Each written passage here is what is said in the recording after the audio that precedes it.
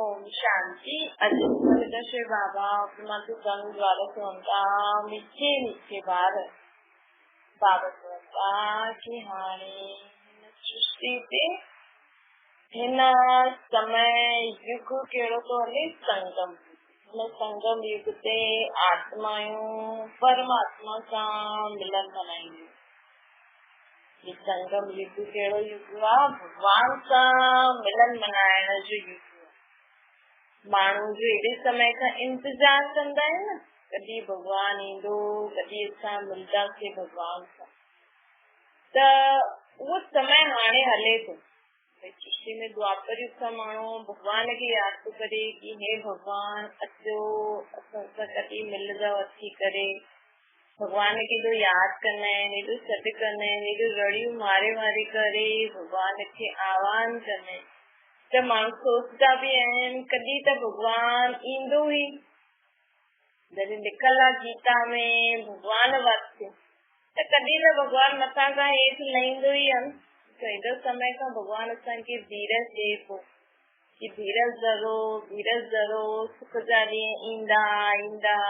लेकिन हिन सृष्टि ते नर्क जेको समय हले थो, हिन में न अल्पकाल जे लाइ सुख जा ॾींहं ईंदा आहिनि, लेकिन सदा काल जे लाइ सुख जा ॾींहं तॾहिं ईंदा आहिनि जॾहिं परमात्मा मथां खां हेठि लहींदो। त ये संगम युग कहिड़ो युग आहे? जॾहिं स्वयं परमात्मा हिन सृष्टि ते हेठि उतरदा आहिनि ऐं हेठि उतरी करे पोइ असांखे असांजे लाइ सुख जी दुनिया ठाहींदा आहिनि। कोई माण्हू सोचे कि न कलयुग जी दुनिया में मूंखे सुख मिले स्वर्ग जहिड़ो, त उहो न थी सघंदो। बाक़ी अगरि तव्हां हिन देह खां न्यारी खुद खे आत्मा सम्झी करे परमात्मा खे यादि कंदव त असांखे न स्वर्ग खां बि सुठो सुख, अतींद्रिय सुख जो अनुभव थी सघंदो। लेकिन असां सोचूं भई मूंखे स्वर्ग जहिड़ो सुख मिले, जंहिंमें स्वर्ग में त असांजा घर जेका हूंदा उहो सोने हीरनि जा हूंदा। असां वटि 36 प्रकार जा भोजन खाइण लाइ हूंदा। हुतां जी प्रकृति ॾाढी सुखदाई हूंदी, असांजा संबंधी ॾाढा सुखदाई हूंदा। सभु कुझु सुख ई सुख आहे, हर चीज जो सुख आहे। लेकिन उहो सुख अगरि तव्हां हिन नर्क में कलयुगी दुनिया में चाहींदा कि मूंखे हिन नर्क जहिड़ी दुनिया में उहो सुख मिले, त उहो न मिली सघंदो। त बाबा चवनि था कि हिन दुनिया में असांखे उहो सुख न मिली सघंदो आहे स्वर्ग जहिड़ो। लेकिन हिन दुनिया में अगरि असां खुद खे आत्मा सम्झी करे परमात्मा खे यादि कंदासीं न, त असांखे न हिन इंद्रियनि खां परे वारो सुख, परमात्मा जो संग जो सुख, उहो सुख केॾो सुठो हूंदो, स्वर्ग खां बि सुठो हूंदो न। स्वर्ग में त असांखे चीजनि द्वारा, संबंधनि द्वारा, मनुष्य आत्माउनि द्वारा सुख मिलंदो। लेकिन हाणे असांखे परमात्मा जे संग में रही करे असांजो हर चीज खाईंदासीं न, नर्क जी चीज बि असां परमात्मा जी यादि में रही करे खाओ रहो, त उहो सुख स्वर्ग खां बि सुठो हूंदो। त बाबा चवंदा लेकिन माण्हू खुद खे जॾहिं आत्मा सम्झे कि मां इहो शरीर न आहे, शरीर त मां खेल खेॾण लाइ वरितो आहे, लेकिन असल में मां त आत्मा आहियां, परमात्मा जो ॿार। त असां माण्हू ॾिसो, जॾहिं तव्हां खुद खे आत्मा सम्झंदव न परमात्मा जो ॿार, त तव्हां जेको सॼो ॾींहुं मुंहिंजो कंदा आया आहिनि, उहो सभु तुंहिंजो थी वियो।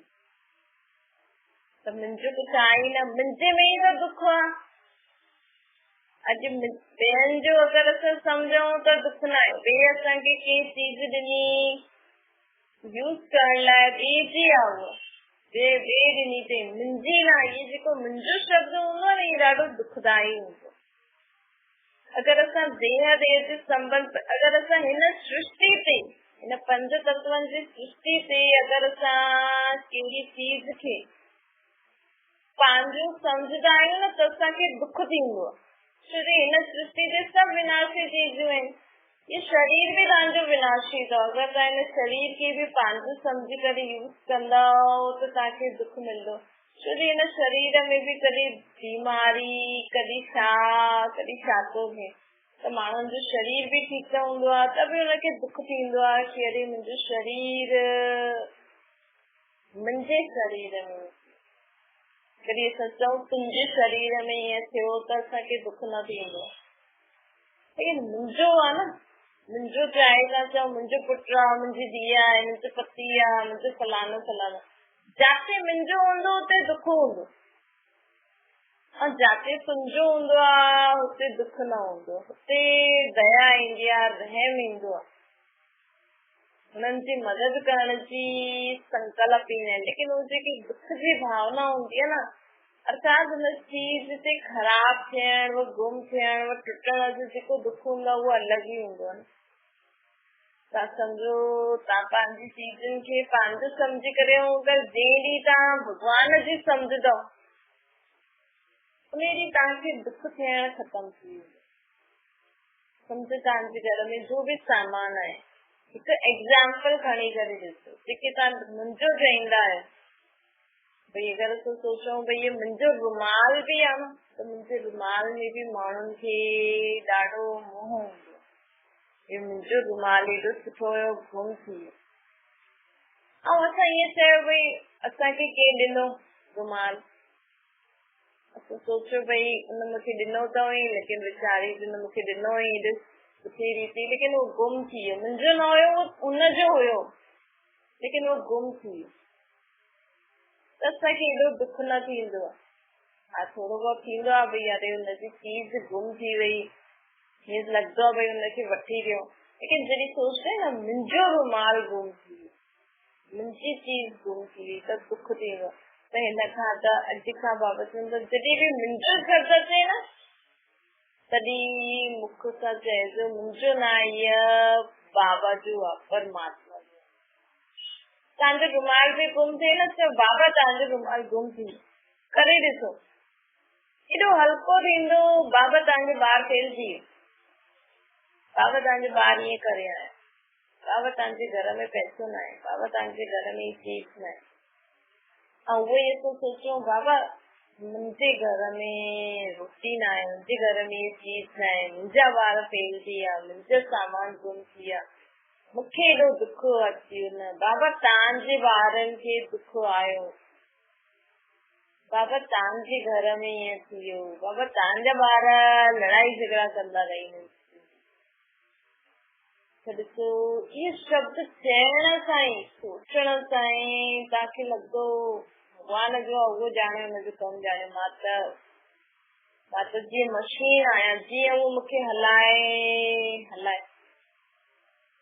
अगरि तव्हां हाणे खां ई अभ्यास करणु शुरू करे छॾियो, पोइ ॾिसो तव्हांजे जीवन में सभु टेंशन ख़तम, हिकदमि हल्को, तव्हांजे जीवन में न सुख ई सुख अची, छोकी परमात्मा बि सम्झंदो आहे भई हिन कलयुगी दुनिया जो बोझ मुंहिंजा ॿार उठाए न सघंदा, जीअं तव्हां सोचो न भई नंढो ॿार कीअं कंदो, उहो बोझ कीअं उठाईंदो, उहो ई परमात्मा असांजो बाप ॼाणंदो आहे कि मुंहिंजा ॿार हिन कलयुगी दुनिया में बोझ, अॼु माण्हू ख़ुदि जे शरीर जो बोझ नथो खणी सघे, खुद जे शरीर खे संभाले नथो सघे, तो आत्मा जो ये शरीर मशीन आहे, अगरि असां इहे सोचे करे हलो सम्झो तव्हांजी कोई मशीन आहे, कोई सामान आहे अहिड़ो, ऐं उहा न टुटण जी स्टेज ते आहे, मतिलबु पुराणो थी वियो आहे,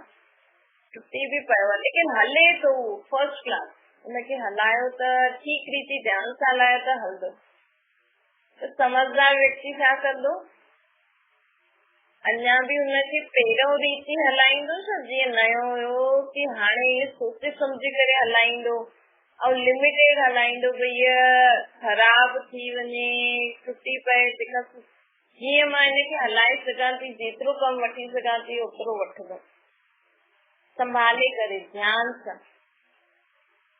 त हीअं असांजो शरीर बि आहे, हिन समय न सभिनि जो, चाहे नंढनि जो चाहे वॾनि जो शरीर न हिकदमि नाज़ुक आहे,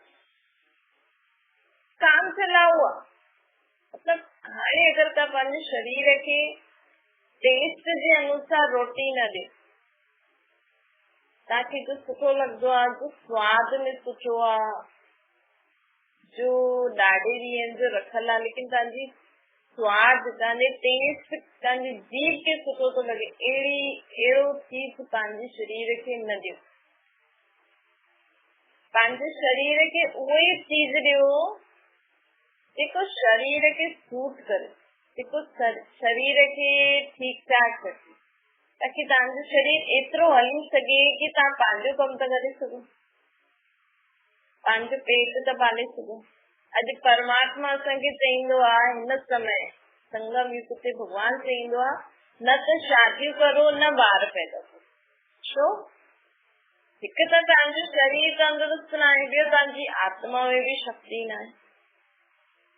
त हिन समय संगम युग ते परमात्मा स्वयं हिन सृष्टि ते अची करे चए थो न त शादियूं करो न ॿार पैदा करो। माण्हू नथा मञनि लेकिन परिणाम ॾिसनि था न। शादियूं करण खां पोइ बि माण्हू हिक ॿिए सां ठहे नथो, छोजी आत्मा में शक्ति न आहे। ॿियो हुननि जो शरीर एॾो ताक़तवर न आहे कि पंहिंजे घर में ॿियनि माण्हुनि खे बि संभाले सघे, खुद खे संभाले उहो ई ठीकु आहे। त परमात्मा छो थो चए हिन समय न सृष्टि ते अची करे स्वयं भगवान ब्रह्म मां तत्व मां लही करे चए थो हिन समय शादी करण बर्बादी आहे, ॿार करण जमेलो पालण आहे। माण्हू ॾिसनि था शौक़ में ॿार पैदा करनि था, लेकिन ॿार सिर्फ़ नंढो आहे, जेसिताईं असां सां खेॾे थो, असांखे खिलाए थो त सुठो आहे। अगरि थोरो बि वो जिद कंदो, रोईंदो, तो धीरे धीरे वॾो थींदो, ॻाल्हि न मञंदो, पढ़ाई न कंदो, बुरा स्वभाव संस्कार, त माउ पीउ जो जीवन नर्क थी वियो। छोकी माउ पीउ चइण में माउ पीउ आहे, लेकिन आत्मा में शक्ति न आहे, सम्झ न आहे कि अहिड़ा कलयुगी ॿारनि खे संभालूं कीअं। त माण्हू शौक़ में शादियूं थो करे लेकिन घर खे संभाले नथो सघे, छोकी हुननि जी ग़लती न आहे, छोकी समय ई अहिड़ो आहे। हिन समय असां पंहिंजे शरीर खे संभाले सघूं उहो ई काफ़ी। हिन समय आत्मा खुद जी जीवन में जो ॻाल्हियूं अचे थी उनखे सहन करे, उनजो सामनो करे सघे, वो ही काफ़ी है। छोकी परमात्मा भगवान खे माण्हू कोई यादि ही नथो करे। माण्हू चवंदा मां त रोज़ पाठ थी करा, रोज़ सत्संग कीर्तन ॿुधदी आहियां, रोज़ कीर्तन ॿुधदी आहियां, रोज़ ग्रंथ शास्त्र पढ़दी आहियां, रोज़ व्रत जप करदी आहियां, त बि आत्मा में शक्ति न आहे, छोकी विधि ठीक न आहे। हिन समय आत्मा जो हालत अहिड़ी आहे जीअं फोन में हिकदम लास्ट स्टेज पई हूंदी न फोन ते, फोन के माण्हू जॾहिं चार्जिंग हिकदम घटि थी वेंदी आहे त सोचदा आहिनि भई असां फोन खे एतिरो ई यूज़ करूं जॾहिं कमु हूंदो, भई जेकी मशीन ख़राब थी वेंदी आहे लेकिन हले थी, असां सोचदा आहियूं न भई मां हिन मशीन खे तॾहिं यूज़ कंदमि जॾहिं ज़रूरत पवंदी, न त न यूज़ कंदमि, न त ख़राब थी वेंदी। त ज्यादा ज़रूरत पवण ते ई हुन मशीन खे माण्हू यूज़ कंदो आहे, न त न कंदो। ईअं ई बाबा बि असांखे चवनि था कि हिन समय जेतिरो थी सघे न पंहिंजे जीवन में तव्हां सुठी रीति हलो। अगरि तव्हां ॿार पैदा कया अथव, गृहस्थी अथव, त पंहिंजी गृहस्थी ते ध्यानु ॾियो कि असां पंहिंजे ॿारनि खे, असां पंहिंजी घर गृहस्थी में सुधा सुख शांति सां कीअं रहो। ॿियनि जे जीवन में ध्यानु न ॾियो, तव्हां खुद जे जीवन जो ई बोझ खणी सघो, उहो ई काफ़ी। ऐं अगरि तव्हां सभु कुझु भॻवान जो सम्झी करे यूज़ कंदव त ॾाढो ई सुठो। भई मुंहिंजो कुझु आहे ई न, पोइ तव्हां सभिनि जी मदद ॾिसो। अॼु माण्हू गुरू माण्हू आहिनि, या जेका बि माण्हू सत्संग कंदा आहिनि, त जेका माण्हू हुननि वटि सत्संग ॿुधण ईंदा आहिनि, जो माण्हू हुन वटि ईंदा आहिनि, उहो हिकु तरीक़े सां हुननि जे ॿार ई थियनि। भले वो ॿार न थींदा आहिनि लेकिन हुनजी पालना त कंदा आहिनि, हुनजो ध्यानु रखंदा आहिनि। त हिकु गुरू वटि सम्झो 100 माण्हू ईंदा आहिनि, त 100 माण्हू हुननि खे मञण वारा आहिनि। मतिलबु वो गुरू 100 ॿारनि खे शक्ति थो ॾे कि पंहिंजी घर गृहस्थी में उहा ठीक हलनि, है न। ऐं तव्हांखे घणा ॿार आहिनि? 200। ऐं भॻवान खे घणा ॿार आहिनि? पूरी विश्व जी आत्मा। भगवान की पूरी विश्व जी आत्मायूं ॿार आहिनि। त सोचो भगवान खे कॾहिं टेंशन थींदी आहे? छोकी भगवान खे पतो आहे कि मुंहिंजा ॿार कई सुठा बि आहिनि त कंहिंमें बुरा स्वभाव बि संस्कार आहिनि, लेकिन भगवान सोचदा भई मुंहिंजा त सभी ॿार आहिनि, हलाइणो त आहे ई सही। अॼु कंहिंजा बुरा स्वभाव संस्कार हूंदा तव्हां उन्हनि सां न ॻाल्हायो, रोज़ घर में किटकिट करो, रोज़ उन्हनि खे उहे ग़लती जो अहसास ॾियारियो, उहे हुन ॻाल्हि खे घड़ी घड़ी यादि ॾियारायो, त उहो कीअं हलंदो जीवन? ॾिसो, इन करे बाबा चवनि था कॾहिं बि न पंहिंजे अंदरि ईअं बोझ न करो, मुरझाइश न अचणी खपे। भई माण्हू पंहिंजे ॿारनि में या संबंधनि में कोई बि हिकु ग़लती ॾिसी वठंदा आहे न, वैसे त ॾाढो सुठो हलंदो आहे। सम्झो तव्हांजी नुंहुं आहे, जॾहिं आई हुई त तव्हांखे ॾाढी सुठी पई लॻे, लेकिन धीरे धीरे तव्हां हुनमें उनजी कमी कमजोरियूं जॾहिं तव्हांखे पतो लॻियो हीअं थी करे त तव्हांखे हुनजो मुंहुं ॾिसण बि सुठो न लॻंदो, पोइ नुंहुं सुठी न लॻंदी। ॿार बि पहिरियों त सुठो आहे, लेकिन जीअं जीअं उहो वॾो थींदो हुनजा बुरा स्वभाव संस्कार नज़र ईंदा त उहो सुठो न लॻंदो। ससु पहिरियों सुठी हुई, लेकिन हिकु ॾींहुं हुन ईअं कई तॾहिं खां मूंखे मुंहिंजी ससु सुठी नथी लॻी। सोचो तव्हां हिकु बार दाल ठाती, ऐं वैसे त दाल ठीक ठहंदी आहे, लेकिन हिकु बार दाल में लूणु ज्यादा थी वियो त ॿी समय दाल न ठाहींदसि, रोटी न ठाहींदमि।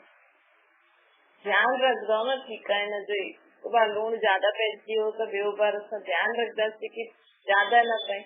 हिकु बार तव्हां कोई चीज वठी आया, उहो ख़राब निकिती, कोई कहिड़ी भाॼी में कुझु कीड़ो निकिरी वियो, छा निकिरी वियो, त ॿिए दफ़े उहो भाॼी न वठी ईंदव। तव्हां कुझु बि ठाहियो था, हुनमें कीड़ो निकितो कटण वक़्तु, पोइ ॿिए दफ़े सां उहो भाॼी न वठी ईंदव। उहो ई आहे न, भई असां संबंध निभायूं था, हिकु बार अगरि ॿार ग़लती कई, ठीकु आहे हुन ग़लती कई, ठीकु आहे हाणे हुन ग़लती खे हुनखे सम्झाए करे पोइ वापसि उहे ओड़ा जा ओड़ा ई थी वञो न, वापसि खेल खेॾण लॻी वञो।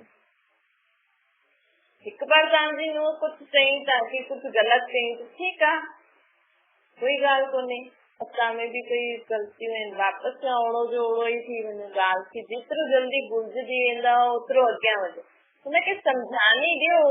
बाक़ी घड़ी घड़ी असां कंहिंखे सम्झानी ॾींदा आहियूं या हुन ई ॻाल्हि जे हिसाब सां, भई हिकु बार मां ग़लती कई त बार बार हुनखे हुन ई दृष्टि सां ॾिसंदासीं कीअं ईअं कंदी आहे, पोइ बसि हुनखे स्टैम्प लॻाए छॾंदा कीअं ईअं कंदी आहे।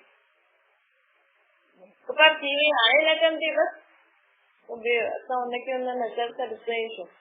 सम्झो हिकु बार भिंडी मां कीड़ो निकितो त तव्हां बाक़ी सभु जॾहिं बि भिंडी वठी ईंदव त ध्यानु ॾींदव, ईअं थोरी कि सभी भिंडियुनि में चईंदव कि न हिन में त कीड़ो निकिरंदो आहे, बसि हाणे मां न खाईंदमि। त हुनखे चईंदा न, अरे हिनखे त वहम पइजी वियो आहे। ईअं ई असांखे बि अगरि हिक ॿिए जी ॻाल्हियूं बुरायूं घड़ी घड़ी यादि थी अचनि कि अहिड़ी आहे अहिड़ी आहे, मतिलबु असां बि हुनखे हुन दृष्टि सां ॾिसूं था त ग़लती कई, ग़लती त असांजी आहे न, भई ईअं ई कंदी आहे, टाइटल केरु थो ॾे, तव्हां था ॾियो। ऐं उहा अगरि हूअं ई कंदी आहे त हिनजो पाप कंहिंखे पईंदो, तव्हां ते पईंदो, छो जो तव्हां हुनखे चओ त ईअं ई कंदी आहे। त बाबा चवनि था इन करे न जीवन में असांखे गुणनि खे ॾिसण वारो चश्मो पायो, सभिनि जा गुण ऐं विशेषता ई ॾिसो।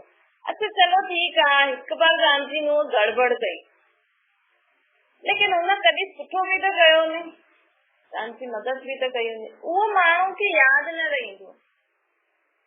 भई हिकु बार कोई ग़लती करे न, हिकु बार हुन तव्हां सां गुस्सो कई, तव्हां ॿिए दफ़े हुनखे ईअं वरी गुस्सो न करे, वरी गुस्सो न करे, ऐं हिकु बार हुन तव्हां सां ॾाढो सुठो रीति ॻाल्हायो हुई, ॾाढो प्यार सां ॻाल्हायो हुई, तव्हांखे ॾाढी सुठी रोटी ठाहे ॾिनी हुई, तव्हांजी सेवा कई हुई, उहो हुन रीति ॾिसो हुनखे कि न इहा मूंखे ॾाढी सुठी रोटी ठाहे ॾिनी आहे, ॾाढी सुठी आहे, बसि हीअ मुंहिंजी ॾाढी सेवा कंदी आहे, ॾाढी सुठी आहे, उन रीति हुनखे ॾिसो।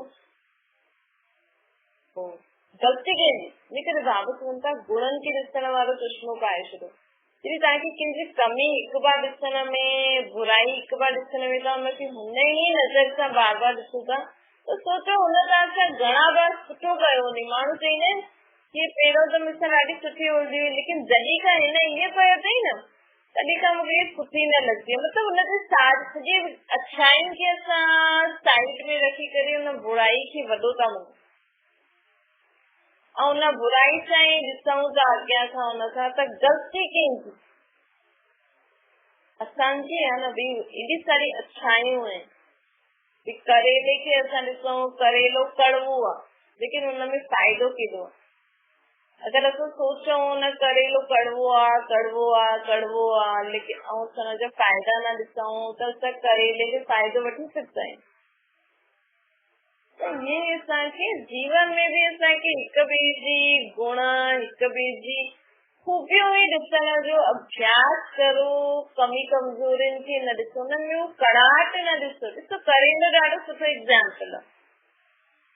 अॼु असां करेले जी कड़ाहट खे ॾिसंदासीं त कोई माण्हू खाईंदो करेले खे। अॼु माण्हू कोई फ्रूट या कोई भाॼी के छिलण में महिनत लॻंदी आहे त माण्हू सोचे न ही ॾाढो महिनत वारो कमु आहे, मां इन करे वठी ई न ईंदी आहियां। पोइ हुन चीज खे खाई न सघंदो न। हूअं ई अगरि कंहिंमें बुराइयूं आहिनि लेकिन हुनमें सुठी ॻाल्हियूं बि ॾाढियूं आहिनि कंहिं इंसान में। अगरि असां हुनजी बुराइयुनि खे ॾिसंदा रहूं, सुठी ॻाल्हियूं ॾिसूं ई न त असां कॾहिं बि हुन माण्हू सां ठही न सघंदा आहियूं। अगरि तव्हां नथा ॾिसी सघो त अलॻि थी वञो, छो जो हुन आत्मा जो बि जीवन ख़राब, तव्हांजो बि ख़राब न। अगरि तव्हां हुनजी सुठी ॻाल्हियूं नथा ॾिसी सघो, हुनजी सुठी ॻाल्हियुनि सां कमु नथा करे सघो तंहिंखां त किनारो करे छॾियो न रोज़ रोज़ जी टिक टिक सां। भई असां में हू विशेषता आहे ई न कि असां हुनजी सुठी चीज ॾिसूं, किनारो करे छॾियो त कम से कम उहो माण्हू बि जींदो, तव्हां बि जींदो। असां मिठी मिठी फ़िक्र जे बारे में कुझु माता बाप दादा जो यादि प्यार और गुड मॉर्निंग। रूहानी बाप जी सभिनि रूहानी ॿारनि खे नमस्ते। असांजी बि रूहानी माता बाप दादा खे यादि प्यार गुड मॉर्निंग ऐं नमस्ते वरदान आहे।